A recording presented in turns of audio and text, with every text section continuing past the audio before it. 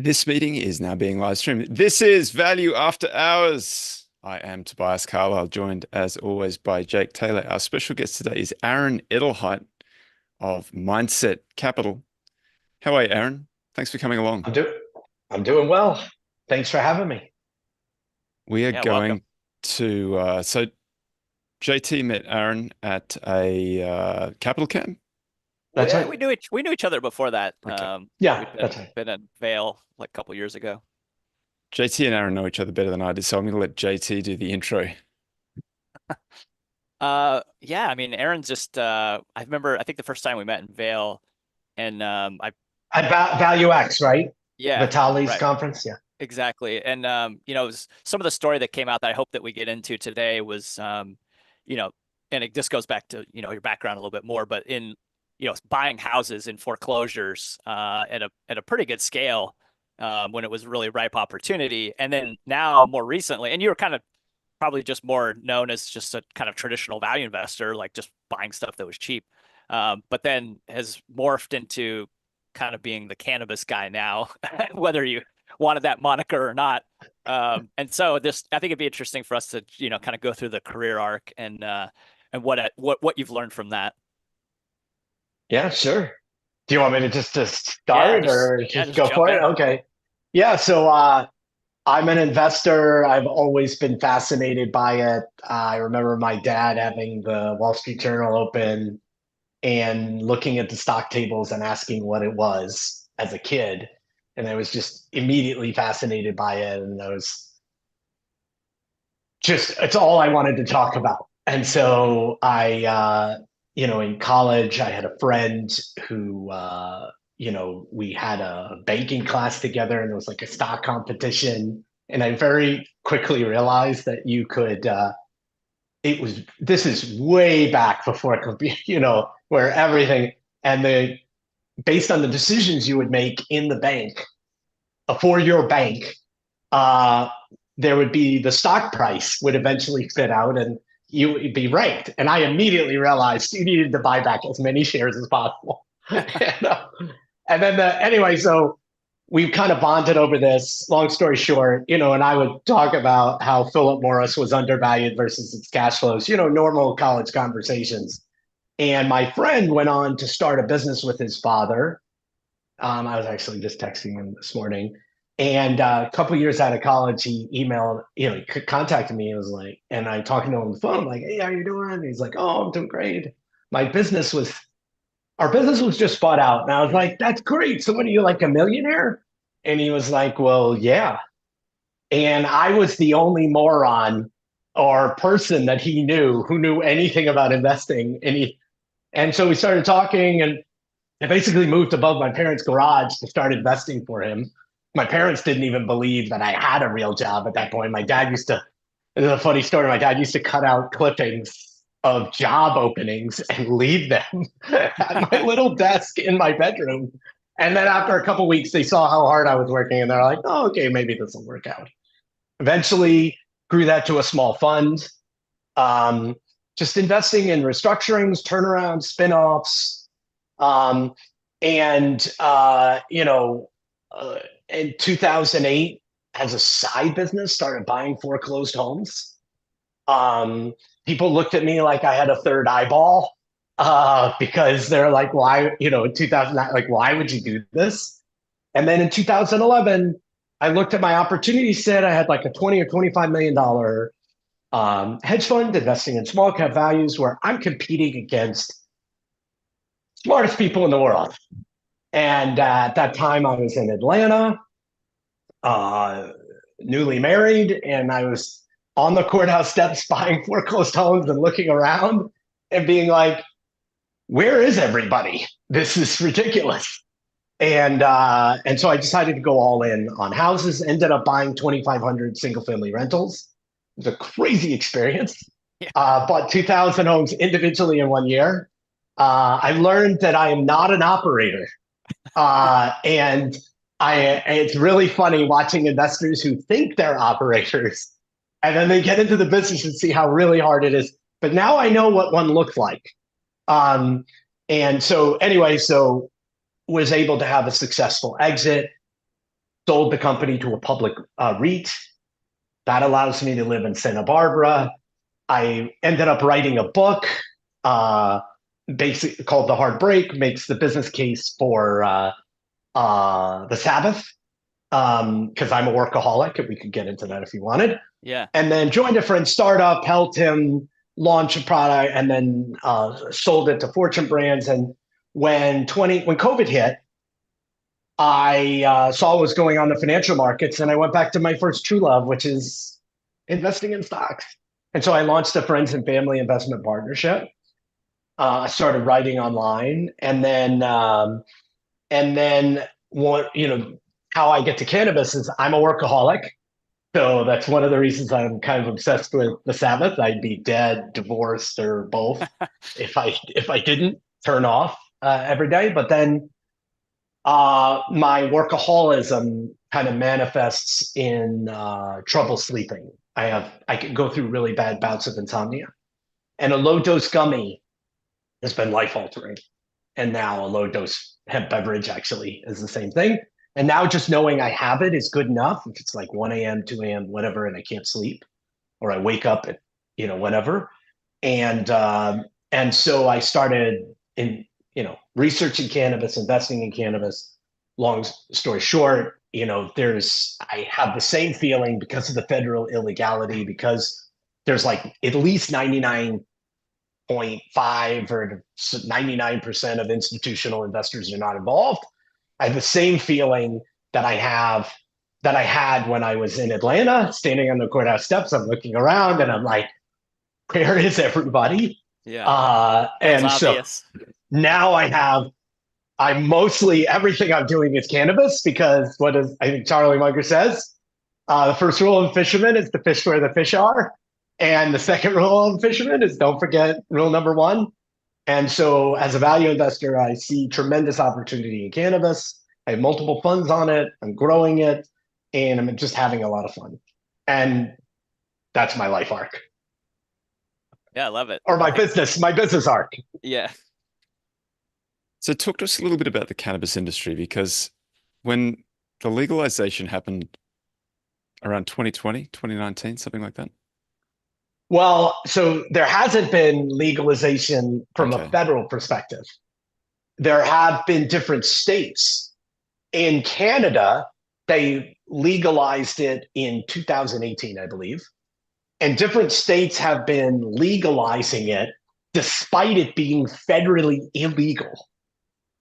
And so it's classified as a Schedule I drug, according to the Controlled Substances Act, which is absurd.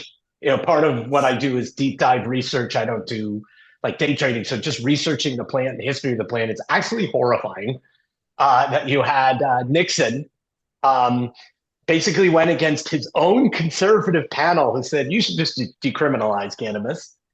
And instead they were like, well, we want to target African Americans and people against the Vietnam War.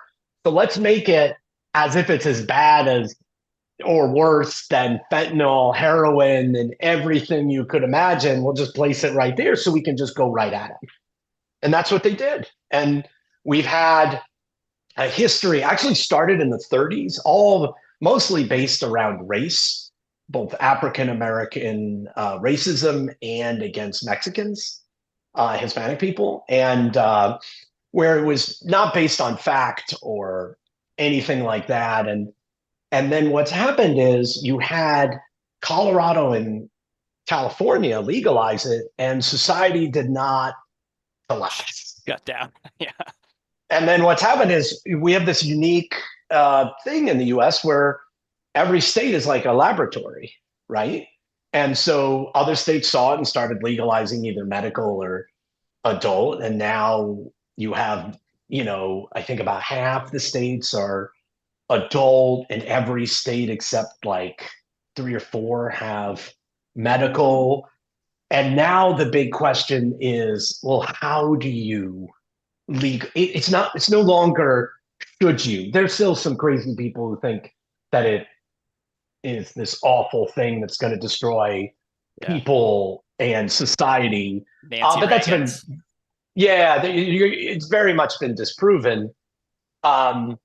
by the data. And this is actually really important, is what you find is that everything gets a little bit better wherever you legalize. And one of the data points that really got me was when I read that workers' comp claims go down wherever cannabis is legalized. And I was like, what? And this has helped. So part of how I've approached cannabis is thinking about, well, what is cannabis actually doing? And one of my lenses, the way that I view cannabis, is I think of it as the great replacement. And what it's doing is it's replacing substances that Americans are already consuming.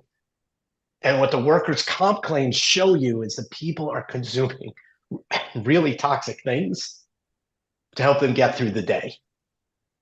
Could be an injury, could be mental, could be emotional, could be whatever.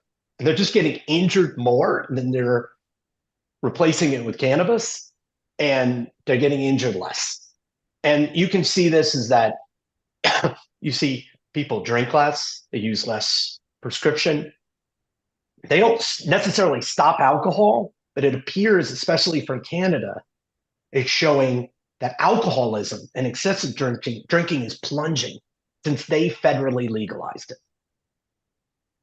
And so that's part of what gets me very bullish. But then there's this weird thing, Tobias, that you need to understand is because Canada federally legalized cannabis, you have Canadian cannabis companies that are allowed to list on US exchanges, New York Stock Exchange and NASDAQ, and pretend like they're the way to play the US. But all the US companies actually trade in Canada or over the counter on pink sheets. And they're the real companies. Okay, that's interesting. And so interesting. you had this massive boom. You may have heard of names like Tilray and Canopy Growth that went to the moon. They incinerated billions of dollars. They had no idea what they were doing. But this is the other lens that I view cannabis, is that if you think about it, as a society, we've never tried to grow or scale cannabis until about 8 or 9 years ago, or do it professionally at a low cost. You have all this experimentation, and there's all these myths around cannabis cultivation, that's a weed, that it's easy to grow.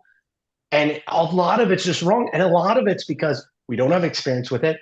And there aren't a lot of smart people like you guys who are doing deep dive research and trying to understand the basics of the business and the unit level economics.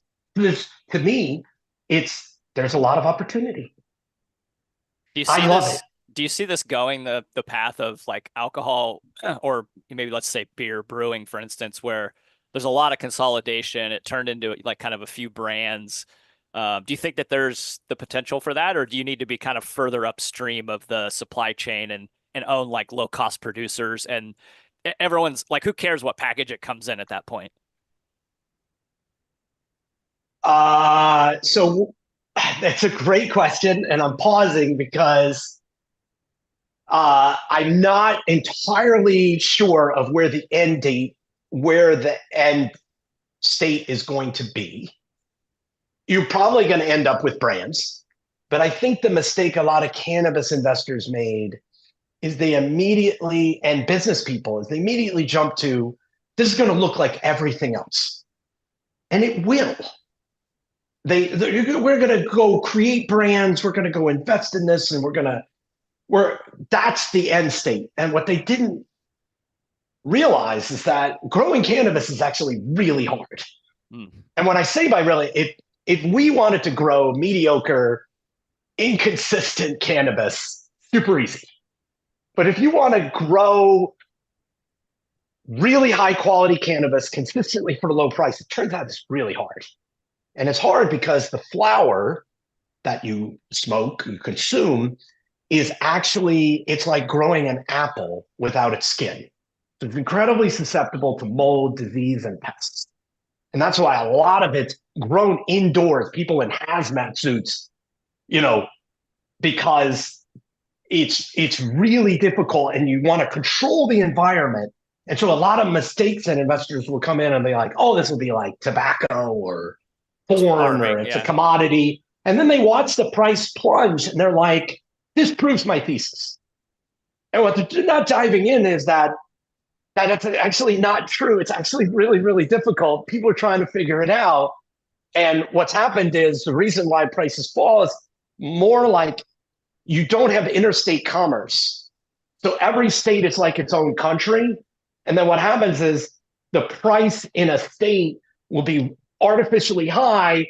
And then over time, competition will enter and the price will plunge to a more natural state. And so, and that all of this is new.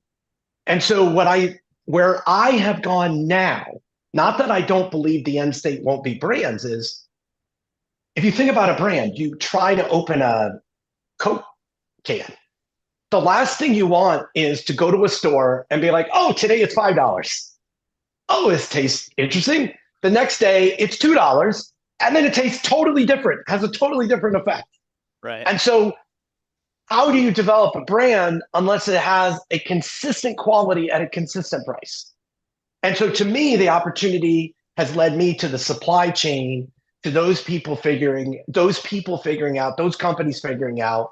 And that's why I focused on companies like Glasshouse and Grow Rogue, because you had this wave of companies that focused on what I'll call limited licenses, where states where the competition was really low, and they built these businesses on basically artificially high prices and regulatory capture. Mm-hmm. And to me, it's like, well, that's not going to be the end state. It's unlikely. And then it's more likely that you want to figure out these really hard problems first. And that's the base that you can really build. And so I focused very much on a contrarian perspective on those companies in the most competitive markets. My theory is when they go to the least competitive, and you're just going to crush it.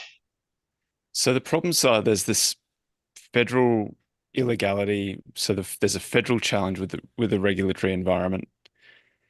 Growing it is difficult too because the consistency is hard to achieve. So there's no sort of equivalent of like broadacre cannabis. It's all like grown in greenhouses, and that's always the way that it's going to be because it's just greenhouses, indoor. You can have outdoor, but what's the really interesting things is there is a price differentiation in the market between indoor gets a high price, greenhouse gets kind of a medium price, and outdoor gets a lower price. And the consumers kind of differentiate because you can just control, the more you can control the environment, the greater the effect or the genetics. And the last thing I'll say, I just want to layer on without totally interrupting your question, to make it even more difficult at the high end, the power consumer wants variety in their genetics. So it turns out at the high end, it's a fast fashion business. And so it makes it even more challenging in that you may produce this genetic, it's super popular, and they have really fun names for these genetics. Like one of them is like Gary Payton. Another, my favorite one is like cheetah piss. I kid you not. And it's like, they have all this, and then like the color purple right now has a premium to flower that is more green. And so it's like, it's really, really interesting how the dynamics, and so it makes it really challenging. How do you grow it? And so to me, that's opportunity. In addition to these, so you've got these regulatory problems, but you've also had, I remember because it wasn't that long ago, that there was this meme stock. It was part of the meme stock boom. And there were ETFs that came on, and it all seemed to run up along with everything else during sort of 2020, 21. And it suffered the same fate. Wasn't it? I mean, Tilray was like 20. Tilray started in 2018, 2019. Yeah. And then it came down. And then what happened is when Biden was elected, there was a view when the Democrats controlled, oh my God, they're going to legalize it. Yeah. He ran on basically decriminalizing it. And then the combination of that with COVID, then and there were all these stimulus checks, All Yeah. the cannabis companies started printing money, states started opening up, and 2021 it just kind of hit a boom and then started falling. And then you'll like this story. At the end of 2021, these stocks are down. The U.S. stock are down 50%. So I'm like, this is a great time to launch a cannabis fund. How much further could they go down than 50%? Well, it turns out another 50%. And so, like, 2022 was just a complete disaster in cannabis, wipeout. Everyone left. But I'm a true believer in that of what's happening with cannabis and the trends. And so, and I've learned, and I'm a value investor. You know, you hit me in the stomach, and I'm like, well, okay, I think I can, I kind of like that. and I didn't, no, I didn't like it. Trust me, I did not like this at all. I was telling you before this, I was questioning, like, why did I get myself in this? But at the end of 2022, everyone left. Everyone left. I had people telling me, I just can't take anymore. I'm out. And there weren't that many to begin with. And I suddenly looked around and I'm like, oh my God, no one's here. This is the exact moment when you should be the most excited. And so that's when, like, I really doubled down and I've been focusing. And then what's happened is not only do I have a cannabis fund, I have a new hemp beverage fund, and then my existing value fund is now mostly cannabis because it's deep value.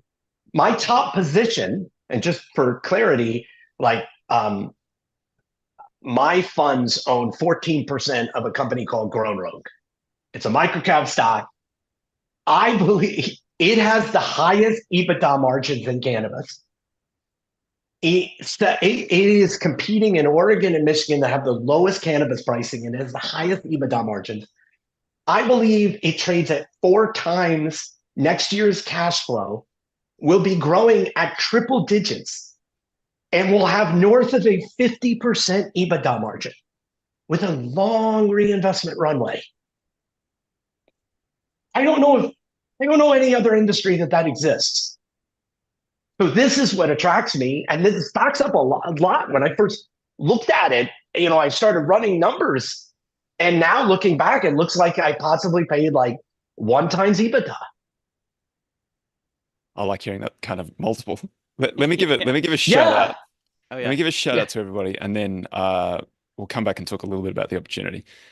Danny Beltran, first in the house in Santo Domingo, Dominican Republic. How are you?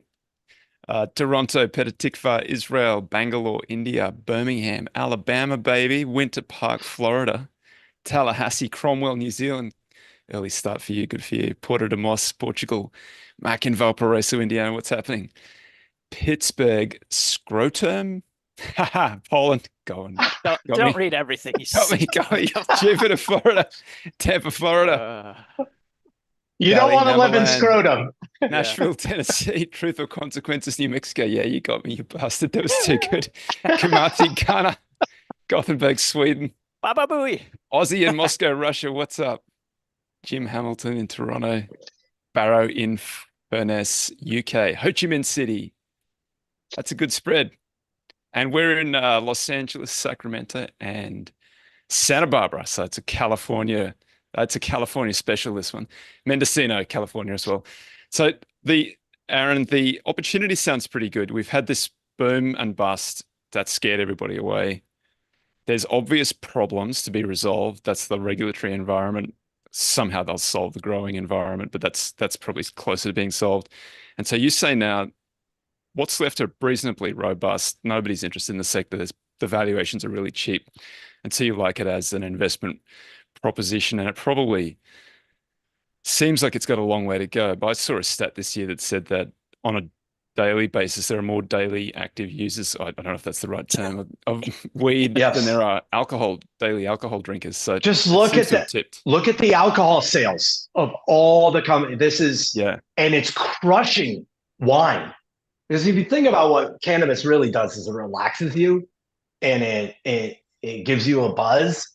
You think of the categories that it's going to hit the most is wine and craft beer. and they are getting taken out to the woodshed.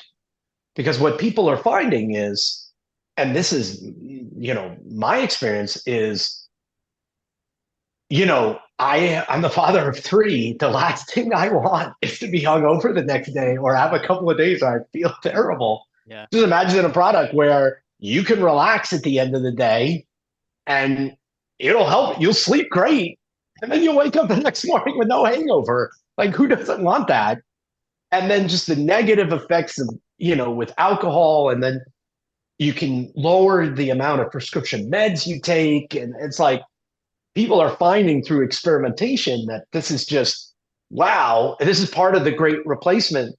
And that's why I think we're on this 20 or 30-year run where the basic is like America's getting high and it's going to get more high. Always was. And it's just it always was, but now to a different level, and the access and the ability of, and what they're finding is like some of the health benefits for cancer patients, kids with epilepsy. We really haven't studied this plant. Now, I want to caution this. It doesn't mean that cannabis is like the greatest thing in the world and has no danger. Yes, it does, like anything, if you overuse it, but it should be legalized and regulated. And part of the reason why it's very timely now is the Biden administration has initiated about 2 years ago a rescheduling review. And we are due any moment. I actually believe it's in the next 45 or 60 days where they're going to reschedule and downgrade it from a Schedule 1 to Schedule 3. And to me, it's like the first major reform of cannabis. And it's like a giant bad signal to the world, to our country, that it's just not what we're just going to downgrade the danger. I think it's going to allow a lot more investors. There's some people who think it may allow uplisting into US exchanges. They need to figure out the federal state conflicts or whatever. Congress has been working on something called safe banking for a very long time, but it's like a political football. And so you're having like a bunch of things going on right now where it's more of like, well, how do we do this? Not whether we do it. But the other problem is you still have people in Congress who are very old, including Biden, who are like, I don't know if we should do that. And they're, ex-drug warriors, with the war on drugs. And I believe the only reason that Biden went through with this is because how do you look young if you're an elderly president wants to get reelected? You have to do something like cannabis. And now I think you have someone like Kamala Harris and Tim Walz who are very pro cannabis who are running on their ticket. And on the other side, I don't think Donald Trump is necessarily a negative. I don't think he cares, to be honest.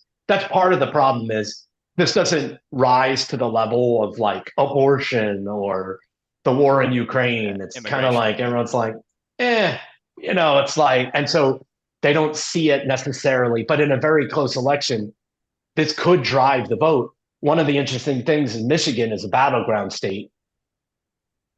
Highest per capita consumption of cannabis is in Michigan. And so I think cannabis becomes an issue because if you have a swing of 10, 20, 30,000 voters in a state, it could be the difference. JT's going to do his vegetables at the top of the hour, but I just want to ask you just before we go there, you said something earlier about it's difficult to grow it consistently. And so, you were giving the example of the $5 Coke can, the $2 Coke can. How do you make sure it's consistent? Is there some sort of ability to test, or is it just you get what you get? Yeah. So one of the things to do, this is why they control the environment. This is a very, very sensitive plan. You want to control the environment. Part of my thesis on Glasshouse is they have a greenhouse in Camarillo in Ventura County that is in God's gift to the environment that's grandfathered in. You can't build another greenhouse in Ventura County, and it's surrounded by agriculture. And they're just harnessing the sun and perfect environment to grow in a greenhouse, when normally you would have to do indoors and pump energy and air conditioning and all this stuff. in an industrial setting. But one of my favorite stories is there's a company called Air Wellness is growing cannabis in Florida. They lost power for 4 hours and they lost an entire quarter of production. What? That's how sensitive. So anyone who was like, Holy "Oh, it's like shit. corn or tobacco," or I'm like, I don't think you. I immediately know they haven't done any research or talked to any cultivators when you hear stuff like that. Then it's just like weed or it's a commodity. That's wild. So So basically, we're heading to a future where we're doing all of our electricity basically to like do ChatGPT to do our jobs so that we can grow and we'll just be high all the time mine Bitcoin. No, you and mine joke Bitcoin. about this, but they estimate 10% of Massachusetts electricity right now is devoted to cannabis cultivation. It's all It's insane. chips and weed. It's Uh, insane. JT's going to do his vegetables, but when we come back, I've had under the post for the podcast, there are lots of people asking about Glasshouse. There are lots of people in the chat asking about Glasshouse. So we'll do a deep dive in Glasshouse, starting with what is Glasshouse, once JT's done his vegetables. So this is about not throwing stones in glass houses. I'm just kidding. It's not. No. All right. So today, if you will indulge me as I deliver today's veggies from a little bit of a soapbox. So it's a surprise to no one when I say that the current tax system in the U.S. could probably stand for a little reexamination.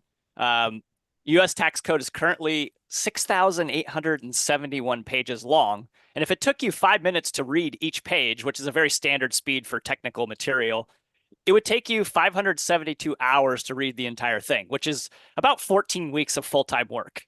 But if you add the tax regulations and the official IRS guidelines, it balloons to around 75,000 pages. And that's more like 3 years worth of full-time work if your job is to read the most mind-numbing writing that's ever been devised. The IRS employs 80,000 workers and on average, Americans spend roughly 13 hours per year on tax prep and compliance. Now, obviously, there's a lot of economic inefficiencies, lots of time lost in this tangled web of thousands of pages. Is there a better way? Now, there might be, and I'm going to put forth this old concept called Georgism, which is known in modern times also as geoism. And it's named after this guy named Henry George. And he was a journalist, an economist, and he's likely the most influential economist and thinker that you might not have heard of. And in fact, he was a hero to many luminaries of the 20th century. George was born in Philadelphia in 1839 to a lower middle class family, and he found his way to San Francisco and he got work as a typesetter and a printer. And he eventually started submitting articles and he landed a job as a journalist and rose to managing editor of the San Francisco Times. In later life, he ran for various political positions, never winning very much, although he did beat Teddy Roosevelt in a New York election at one point. One day in 1871, George went for a horseback ride and he stopped to rest while overlooking the San Francisco Bay. And he later wrote in his journal, like a flash, it came over me that there was the reason of advancing poverty with advancing wealth. With the growth of population, land grows in value, and the men who work it must pay for the privilege. After a visit to New York City, then George was struck by the fact that the poor in New York City were much poorer than in his less developed California and San Francisco at the time.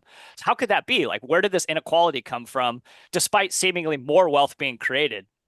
Well, his observation led to a groundbreaking book called Progress and Poverty, and it hit the shelves in 1879, and it was the first popular economics text, and it sold more than 6 million copies. It was like this, like, he caught lightning in a bottle. In fact, only the Bible was a bigger seller in the 1890s than this book. George Bernard Shaw, Frederick Hayek, Albert Einstein, Leo Tolstoy all marked their first encounter with progress and poverty as a literally life-changing experience. So this book tackles the issue of land ownership, and it argued that the value of land should be shared among all members of society. It's like a shared good. And if this sounds kind of communist, like you're right, like George's writing somehow was able to inspire both thinkers on both ends of the spectrum. Like libertarians kind of claim some of his ideas, communists do as well. And he considered a great injustice that private property was being earned from restricting access to natural resources. So while the productive activity that was taking place was burdened with these heavy income taxes. So he wanted to prevent private industry basically from profiting by the mere possession of land, but it did allow for the value of all the improvements that were made to the land to remain with the investors. So, picture this, like some rich kid inherits a building in let's say New York City, maybe even he has small hands and runs for president one day. I'm just throwing it out there. The building itself is very valuable, but it's really the land underneath that's the primary factor. But what makes that land valuable? It's what's around it. It's the schools and roads and parks and jobs, all these things that make the land worth more. And Georgism basically says like, hey, shouldn't the community get a piece of that action? Like the idea is that you should keep the money that you earn through your hard work, and the value of the land that you're sitting on should be shared by everyone.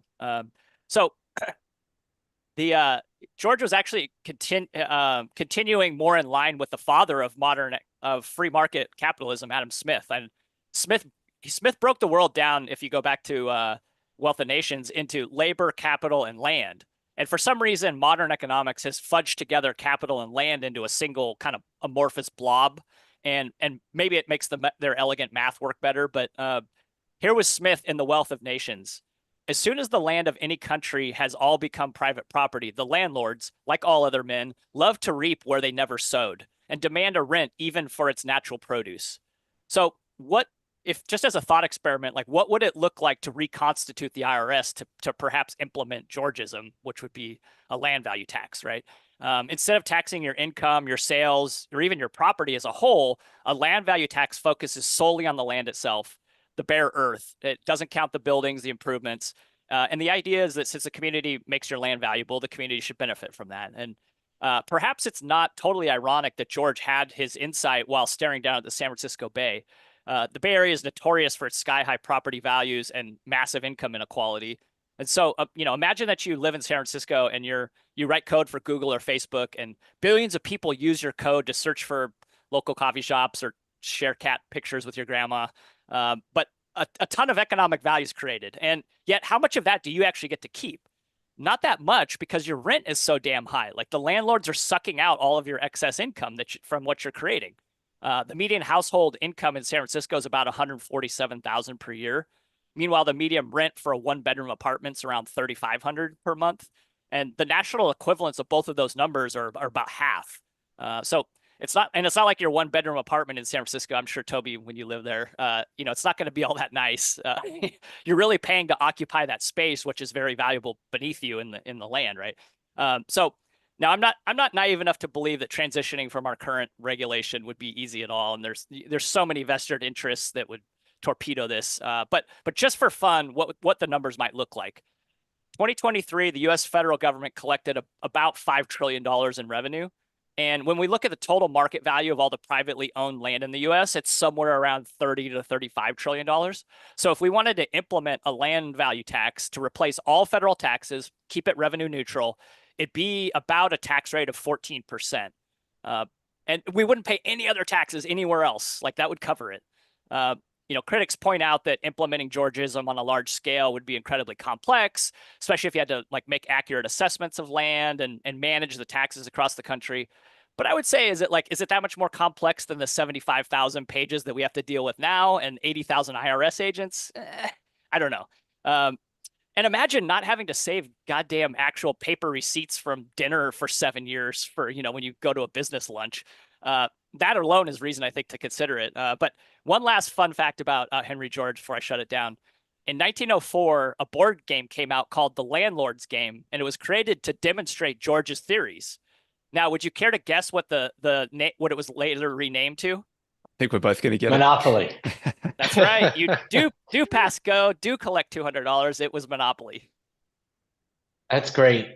That was really great. What's funny about that is in cannabis, because it's federally illegal, there's a punitive tax called 280E, where the cannabis companies have to pay excessive taxation.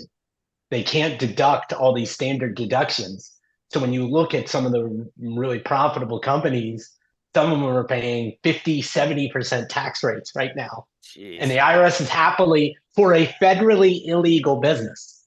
Taking money. And so that's still. part of the Schedule 3 and everything else, is that there's this crazy excessive taxation going on in the industry. So very timely. Oh, that was great, JT. Um, in terms of this transition to glasshouse, I have no idea how to do this, but Aaron, Yeah. Nailed it. tell us what it is. Tell us why it's interesting. So I find it endlessly fascinating. And so uh, when you enter looking at the cannabis space, the largest companies out there are generally in what's called limited license markets. And that's where they limit the amount of cultivation, retail, et cetera. And these companies are basically have oligopolies or some version of that where there's limited competition in states like Illinois or New Jersey or Florida. This is the crazy thing. Every state is like its own country. So in Florida, it's forced vertical integration. You cannot sell someone else's cannabis. You have to grow it. You have to make it in the kitchen, the gummies, and then you have to own your own stores, and that's it. And in Massachusetts, you're allowed 3 stores. And then there's all these crazy rules as these states implement wildly different rules and have different functions, et cetera. Then you have California, which has had an unlimited license, where they're like, everyone can grow. But then there's some weird stuff around, 60% of the California state, they've ceded control to the local government. It's the same problem with building anything, where they don't allow any dispensaries. So one of the things that people think about is California is legal, unlimited license, but not on a dispensary basis. And there's a lot of messed up rules. Anyway, the problem with California is if you have unlimited licenses and anyone can grow and the environment's great, you have lots of competition. And you have a discerning customer with a long history of knowing what's good and what's bad. The same thing in Oregon, Washington. And so you have these wildly different prices. And so right now you can get greenhouse flower, California, for like $500 or $600 a pound. And in my opinion, you can get mediocre to terrible quality cannabis in New Jersey for $3,500 a pound. This is also the reason why I think you have such a strong illicit market, is because if you think about the arb between that and the penalties being relatively low, the three of us should get in a private plane, load up a bunch of California cannabis and fly it. And then there's other weird stuff like in You Virginia. fly the plane. I'll fund it. It's Though. You fly the plane. yeah, perfect. Literally, you just do the math and you're like, oh my God.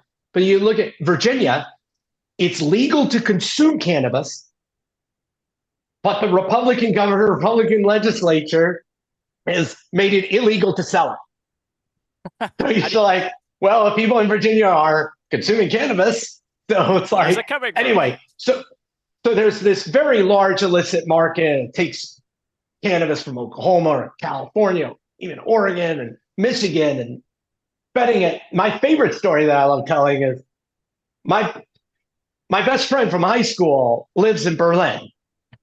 Every morning, he gets texted a menu, and he can get Spanish weed, Portuguese weed, and California weed delivered to his door. Okay. So this is like people around the world consume cannabis, and there's enough profit incentive that people can get you the weed that you want, and fairly easy. So that's the backdrop. And when people think of weed, they think of California. And so you have this incredibly competitive market with very low prices here in California. And what Glasshouse has done is they said, well, we recognize that it's really hard to grow. How do you scale this?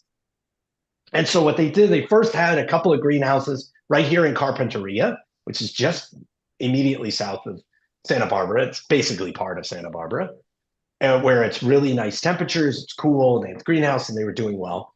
But then what they did is they basically acquired this one-of-a-kind, I believe, unicorn greenhouse, 5.5 million square feet in God's gift to the environment in Ventura, where Ventura County passed a referendum and they legalized cannabis and cannabis cultivation, but only in existing greenhouses, and you can't grow it outdoors. What did Glasshouse write There's these only- regulations themselves?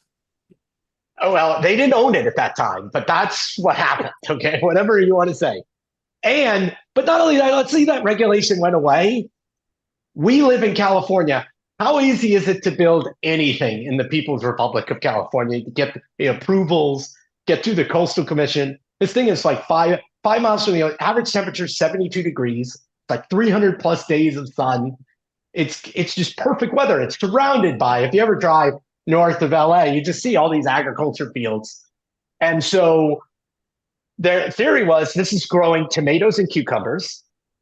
We think this is perfect for cannabis. And they turned it on. And what happened is they turned it on right when, after the COVID bump, prices suddenly crashed in California. In fact, there was a week when no cannabis was sold in California. And it was just crazy in like 2022, I believe. It might have been 21, actually. And so anyway, so prices collapsed. They turn on this greenhouse, and they actually used a SPAC to buy it because there was no money in cannabis, but there was a cannabis SPAC. So anyway, they turn on this greenhouse, and what it allows them to do is, because they have robots that clean the roof. It's super tall Dutch style greenhouse. They have positive pressure that pushes air one way through. They recycle the CO2. They have ebb and flood floors. So remember I told you that mold is an issue. Cannabis leaves, you don't want water to hit the leaves. So it's kind of like a rice paddy that the water will come up to the roots and then go down, and then they'll recycle the water. They have all these million things that they're working on, basically precision agriculture. It hasn't been done. A lot of these things have just not done. Now they're doing optical sorting. They're just starting to launch optical sorting. It creates this flywheel effect where they don't really have to pay for energy because there's no inflation on the sun. And the weather's perfect, or most of the time perfect.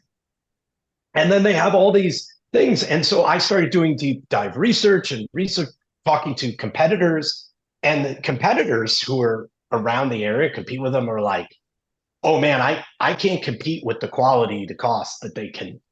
One competitor even called it the Ferrari of greenhouses. Like, I can't, the quality, and so I'm putting this all together. And then there was one quarter where the prices were the lowest they've ever been in California, and Glasshouse announced a 42% gross margin. And the nearest competitor, who had a greenhouse in Monterey, announced a negative gross margin. And so I was like, this is the proof case that you basically, in my view, you have the low cost producer. And this goes back to value investing. One of the great quotes Warren Buffett ever said, or it was Charlie Munger, one of them, is like, you have two copper producers. One whose cost is $1.50 a pound, and another who's at $2.50 a pound. When the price is $2, it's like those companies are in two different businesses. And that's exactly what has unfolded in California. And everyone was freaking out. Like, why would all the cannabis companies were leaving California because prices plunged? And I was running to it. Because to me, it's like, yeah, the price of oil can go negative.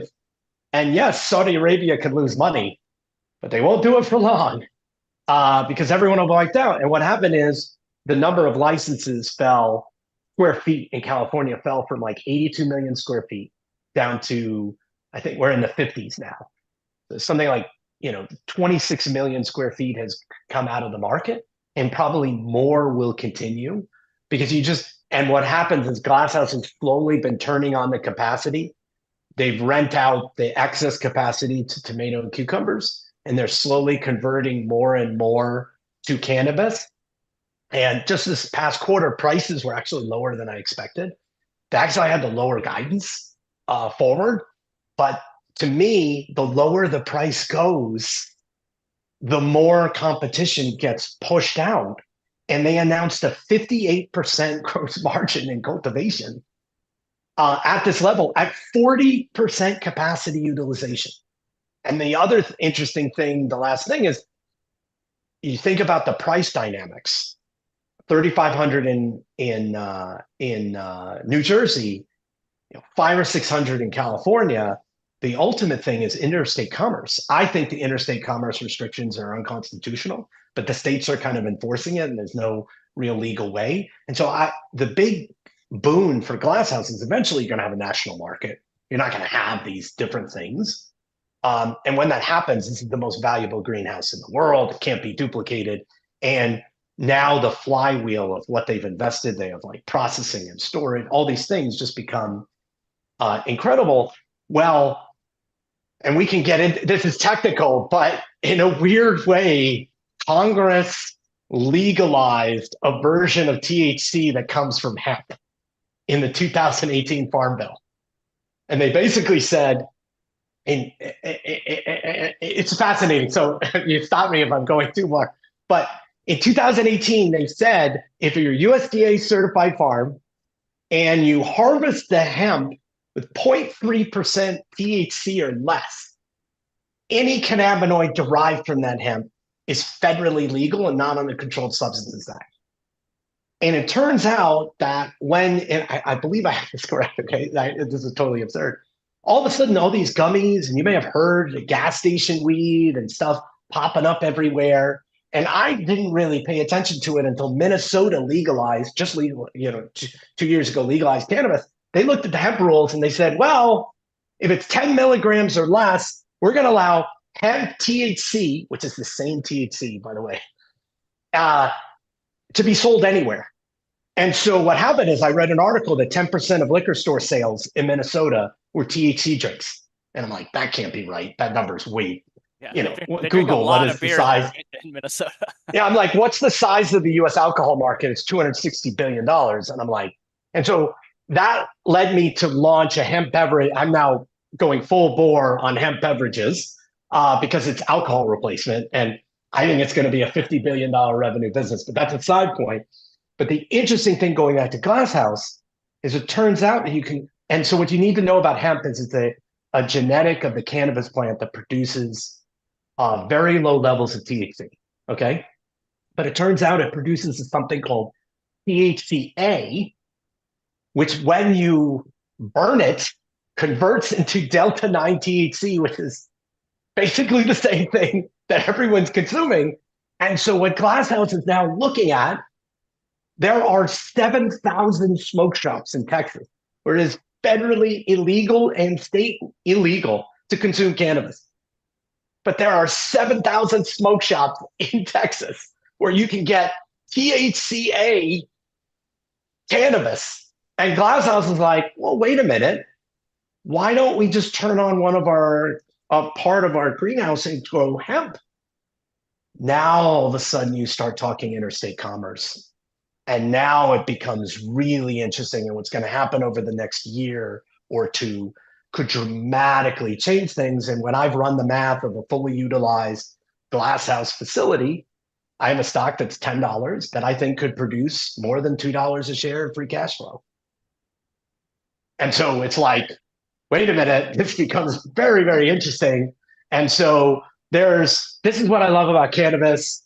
It's really complex. It's absurd. And there's a lot of opportunity, and there aren't that many people actually diving down and doing the research. The main thing that I see from people focused on the industry is, when is federal reform going to happen? And when is the big trade? And how do I quickly make money? And there just aren't as many people diving into the deep nuts and bolts of like, hey, how does this business work? What are the unilevel economics? What is the long-term end game? And what's the competitive advantage? And what's the company disclosing and not disclosing? And that's where like a person who loves research, stock research, I'm having a field day. Does that So mean that you said there's 5 million in that one greenhouse? And does that mean it's like 10%? It's 5.5 million square feet of the 52 million total? Yes. That's pretty wild to think that like one is a 10% of. But that's outdoor and greenhouse of the outdoor and greenhouse. Yes. Okay. It used to be 82 million, but you can't compete with the cost of quality. And when you go in there, by the way, Tobias, you can take a tour of this place. First, you can see it from over 2 miles away. It's so big. And then you look down one row and it's a football field of cannabis uniform. And then you turn around and there's another football field. And then you look down this way and it's multiple football fields. Really? It's Jeez. crazy the size and scale of this thing. And so you've launched a fund for the hemp drinks, not your own hemp drink. Oh yeah, no. I don't know if I said this before. I learned I'm not an operator, but maybe I said that before we started No, you recording. did say that. Yeah, you did. Uh, No, you did. yeah. So I have a hemp beverage fund that's now closed, and I've been investing in hemp beverages because all you have to do is study beverages, and it's the best business model, one of the best business models that's ever been created.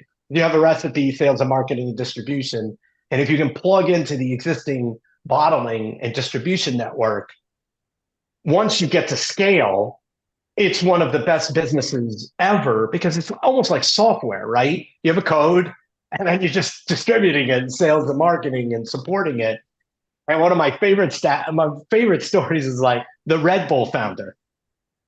The year before he died, his 50% stake in Red Bull paid him $900 million in annual dividends.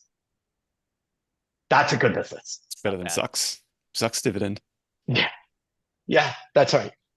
And so, but the one last thing on cultivation, just to tie it back to Glasshouse, what's so fascinating and will blow people's minds is they'll be like, okay, I get what you say about scale and size with Glasshouse. And then I'll be like, well, my largest investment is a company called Grown Rogue, which does craft cultivation and will not, and while they do some outdoor, they have this model of building a 50,000 square foot cultivation and they won't go larger. They're like, wait a minute, how did they compete against Glasshouse? That doesn't make any sense. Why are you bullish on both?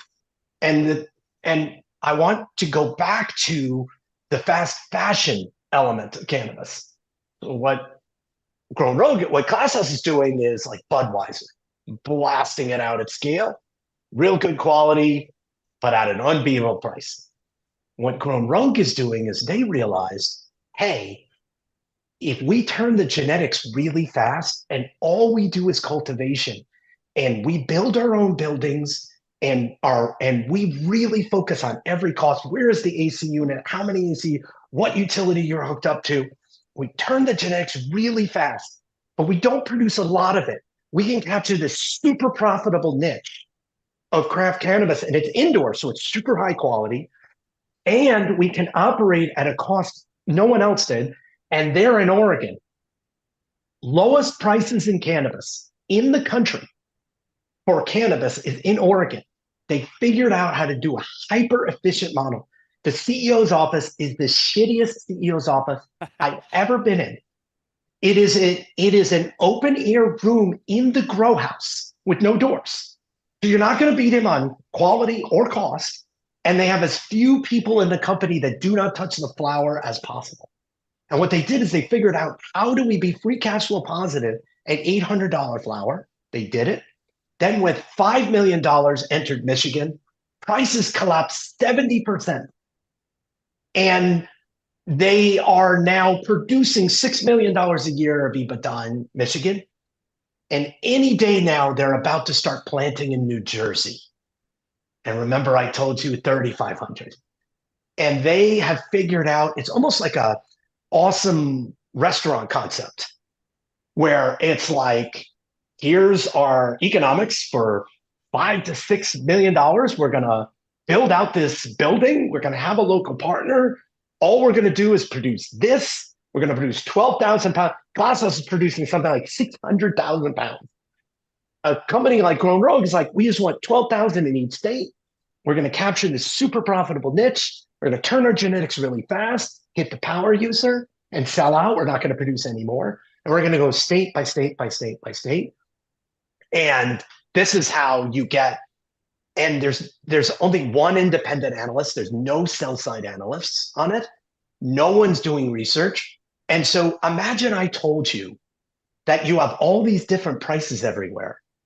And the most profitable in terms of EBITDA margin company is operating in the most competitive state with the lowest pricing.